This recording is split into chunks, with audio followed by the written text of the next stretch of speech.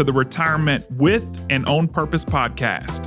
I'm your host, Trevor Lawson, and this show is all about helping you not just reach retirement, but truly thrive in it. You've put in the work, now let's make sure you can enjoy every moment to the fullest. Today's topic is a juicy one, to say the least. So a lot of folks think they're ready to retire, and they're kind of at a loss for what to do next. So this is all about, hey, I think I'm ready to retire. Now what? The most immediate thing I would tell someone if they think they're ready to retire is to sit with that feeling for a while. So, and really kind of think through, is this an ephemeral feeling or a lasting one? A lot of my clients that have retired over time say it's a lot like when you're getting ready to get married. You get this gut feeling that tells you it's time.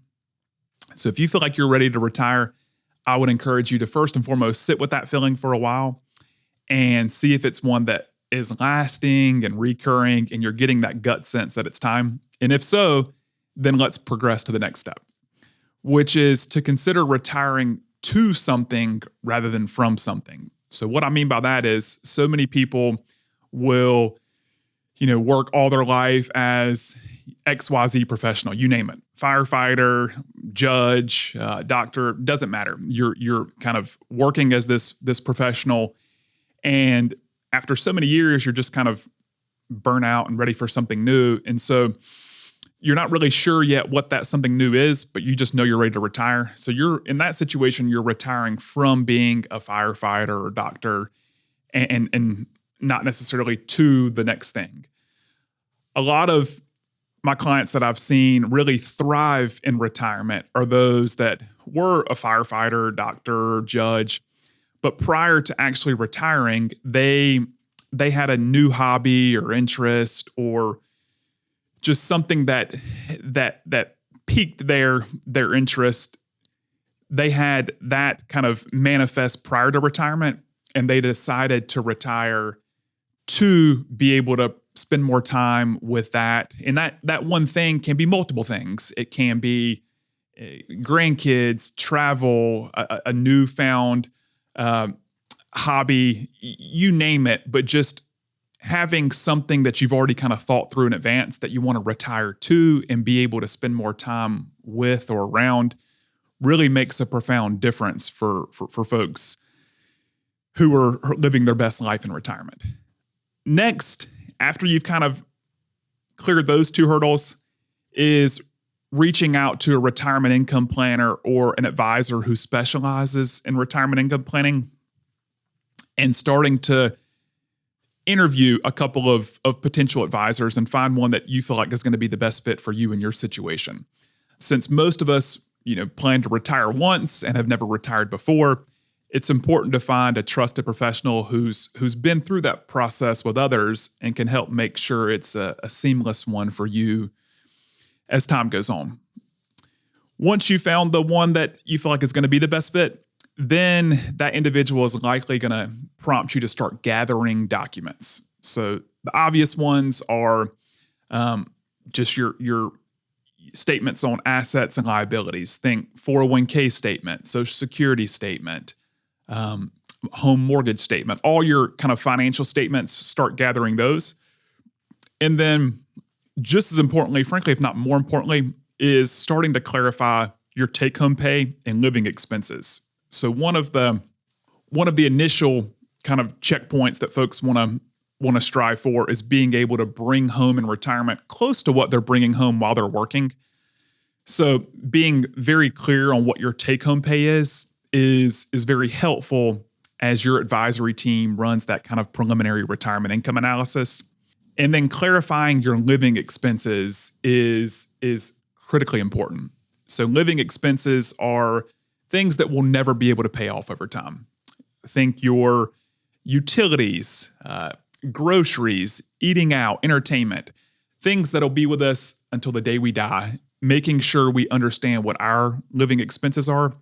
So that way your financial professional, when they're running your retirement income analysis, they can kind of gauge your ability to maintain those living expenses as they grow over time with inflation.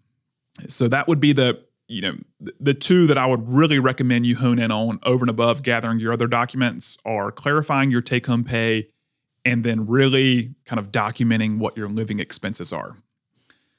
Once you've done that and you've provided that information to your advisor, that advisory team is now likely able to build kind of a base financial plan. And really that base financial plan just determines our ability to maintain our current standard of living. And if we find that that's a yes, then we'll progress to the next step, which I'll talk about in a second. But if we find that your base financial plan doesn't support your current standard of living, then we can have a frank conversation about modifying our expectations. Maybe that's bringing home less money in retirement, or maybe that is retiring from this job but then going to work part-time somewhere else just to be able to better maintain the standard of living you've grown accustomed to.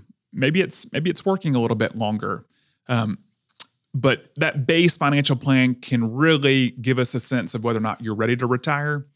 And if you are, then we progress to the next step, which is starting to really stress test your financial plan. So, hey, under current circumstances, it looks like we're able to, based on what we've been able to save and where our liabilities are and how much we're spending on a monthly basis, we're able to maintain this standard of living indefinitely. Well, we know things are inevitably going to change over time. Tax rates might go up. The stock market's going to be up, down, sideways. You may have an unforeseen health situation. Maybe a spouse passes away prematurely, but the other one lives a long time.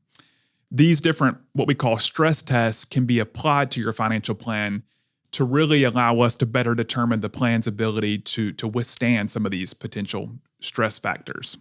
Once we stress test the plan, if we find that, hey, a poor market performance really would create cause for concern down the road, then we can start to kind of plan in advance for how to make sure our portfolio is not as subject to the volatility in the market. Or if we find, hey, a long-term care situation would really disrupt the longevity of our dollars, then we can be proactive and start planning for long-term care well in advance.